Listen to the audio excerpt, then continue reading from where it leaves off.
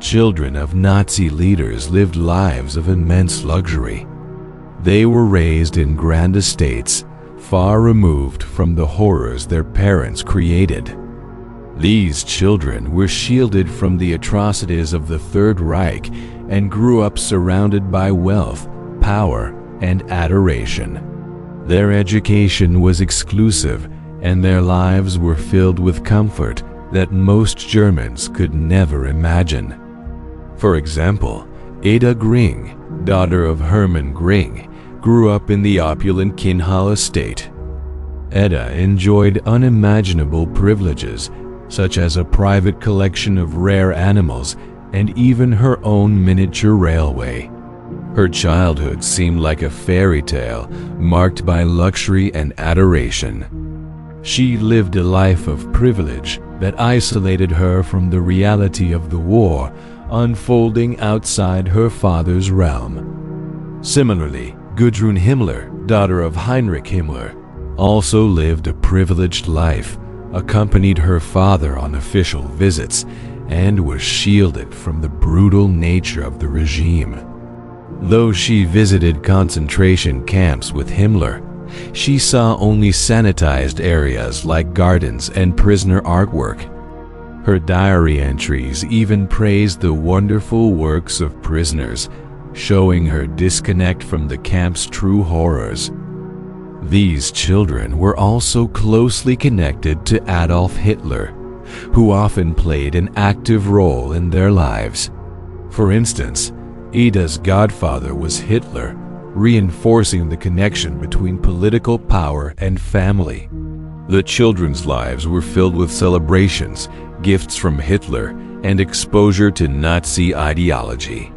They were raised to embody the ideals of the regime and were often treated as future leaders of Nazi Germany. Despite the atrocities their fathers committed, many of these children held on to loving memories of them. Edda Göring, years later, recalled her father with affection, saying, "I love him very much, and it was evident how much he loved me." The disconnect between their personal experiences and the monstrous actions of their parents left them with deep emotional struggles later in life. Many children of Nazi leaders remained fiercely loyal to their parents. Despite the overwhelming evidence of their father's crimes, they often refused to accept or acknowledge the true extent of their actions. For example, Gudrun Himmler, daughter of Heinrich Himmler, spent her life defending her father's reputation, believing he loved Germany and refused to accept the atrocities committed by the SS. Similarly, Edda Göring, despite her father's death sentence, held on to an affectionate view of him. She always considered Hermann Göring a loving paternal figure, even as the world condemned him for his actions. Edda clung to the image of her father as a hero, unable to reconcile this personal memory with the reality of his crimes. Wolf Rüdiger Hess, the son of Rudolf Hess, similarly dedicated much of his life to defending his father's honor. He maintained that his father was innocent of the charges against him and was a victim of the Allied judicial system. He spent years advocating for Rudolf Hess's release from prison, seeking to clear his name and restore his reputation. The loyalty these children felt toward their fathers was often influenced by the limited information they had about the atrocities. Raised in an environment of propaganda and false narratives, they were taught to idolize their fathers and accept the ideologies of the regime. This created a deep psychological struggle for many as they grew older and began to learn more about the horrors their fathers had committed. Many of these children found themselves caught between personal love and the inescapable truth of history. The emotional attachment to their parents often prevented them from fully confronting the via crimes that had been committed under their leadership. As the years went on, this struggle haunted them, creating lasting emotional scars. For many children of Nazi leaders, confronting the truth about their father's actions was a painful and often overwhelming journey. Gudrun Himmler, for example, had been raised in an environment where her father's crimes were downplayed. It wasn't until later in life that she began to grapple with the horrifying reality of his role in the SS and the atrocities committed by the Nazis. This process was emotionally tumultuous. Monika Hertwig, the daughter of SS officer Hermann Göring, went through a similar transformation. For years, she was shielded from her father's atrocities. Her mother portrayed Göring as a good man at heart. But the release of Schindler's List in 1993 forced Monika to face the brutal truth. Seeing her father's role as a sadistic murderer in the film was a shocking revelation that left her physically ill. The painful realization was the turning point for Monika, and she chose to confront her family's dark past.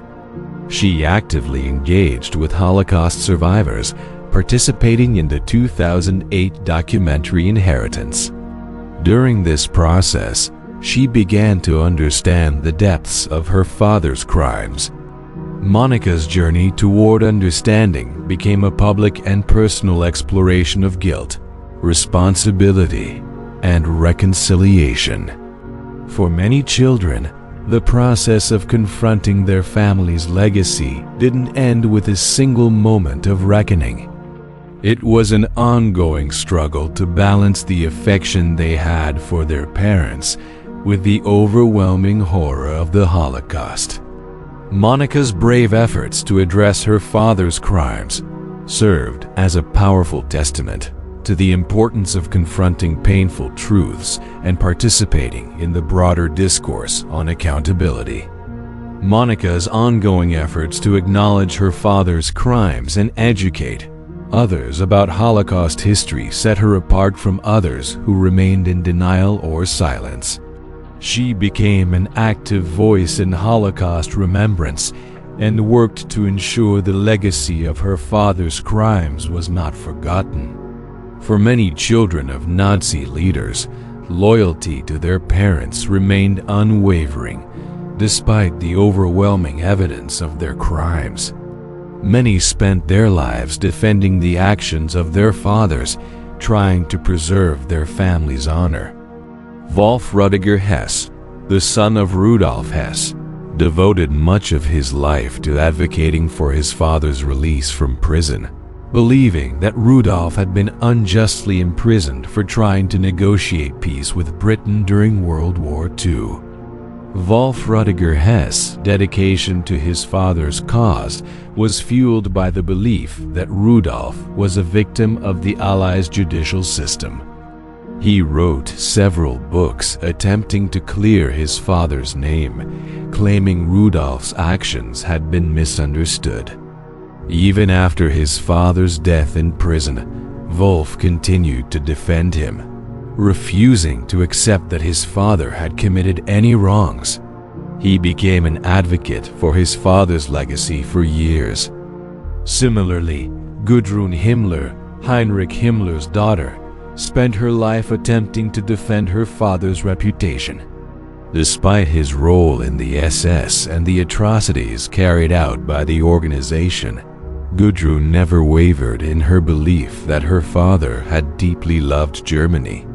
She continued to protect his legacy, refusing to acknowledge the crimes he was responsible for, and remained steadfast in her loyalty to the Nazi cause. These children were often raised in environments where Nazi ideology was deeply ingrained, which created a psychological conflict. They were taught to admire their fathers and hold them up as patriots and heroes. As they grew older, many struggled to reconcile their personal memories with the horrifying reality of their father's actions. creating a complex emotional burden that shaped their lives. Even as the world condemned their fathers, the children often found it impossible to let go of their personal attachment. The emotional ties to their parents, combined with the propaganda they were raised with, made it difficult for many to accept the full extent of the atrocities committed. The struggle between love and the truth haunted these individuals for years. After the fall of the Third Reich, the children of Nazi leaders faced a harsh new reality. Raised in an environment of privilege and protected from the brutal consequences of their parents' actions, they now had to confront a world that despised everything their families had represented. The collapse of the Nazi regime shattered their illusions, forcing them to reckon with their complicated legacies. For many, the end of the war meant the loss of their privileged lives. The families of Nazi officials were no longer shielded from public scrutiny, and the children found themselves living in a world where their parents' names were synonymous with evil. As Germany fell, they had to face the emotional toll of being associated with figures responsible for horrific crimes. This drastic change in their lives was deeply unsettling. Edda Göring, for instance, was thrust into an existence far from the luxury she once knew. After her father's death and Germany's defeat, she and her mother lived in poverty, with no electricity or running water. The world they had once known had crumbled, and they found themselves struggling to survive. This drastic shift in living conditions left deep emotional scars on Edda, who had been accustomed to a life of wealth and comfort. Similarly, Gudrun Himmler and other children of Nazi leaders faced years of turmoil. Many of them were imprisoned by Allied forces and subjected to interrogation. They were held responsible for their families' actions, even though they had little or no involvement in the regime's atrocities. These experiences often led to emotional struggles as they grappled with their identities and their connection to the past. The post-war period presented a complex challenge for these children. While some tried to distance themselves from their family's legacy, others found themselves trapped by it. The tension between the loyalty they felt to their parents and the reality of the horrors they had been part of was difficult to navigate. Their lives were marked by both the privileges they had once enjoyed and the stigma that followed them in the years to come. The grandchildren of Nazi leaders faced unique struggles as they inherited the legacy of a deeply painful history. Many of them were born after World War II, and thus, their lives were defined by a history they had no part in. However, the shadow of their grandparents' actions loomed large. As they grew older, they faced the responsibility of confronting this dark past, often choosing very different paths in life. Some grandchildren, like Gudrun Himmler, took on the difficult task of confronting their family's Nazi history. Catherine, the granddaughter of Heinrich Himmler's brother, undertook extensive research to understand her family's role in the atrocities. Her work, The Himmler Brothers, a German family history, aimed to shed light on the far-reaching consequences of her family's involvement with the Nazis. Other descendants, like Jacqueline, took up the mantle of exposing their grandfather's crimes. Jacqueline, who learned about the brutal actions of her grandfather Robert Gies, a high-ranking SS officer, became determined to reveal the truth. She felt it was her responsibility to ensure his actions were not forgotten and worked to educate others on the extent of his crimes. Jacqueline's efforts to uncover her grandfather's history were driven by a deep sense of guilt and responsibility. She spoke openly about the shame she felt as a descendant of a war criminal aiming to prevent history from repeating itself.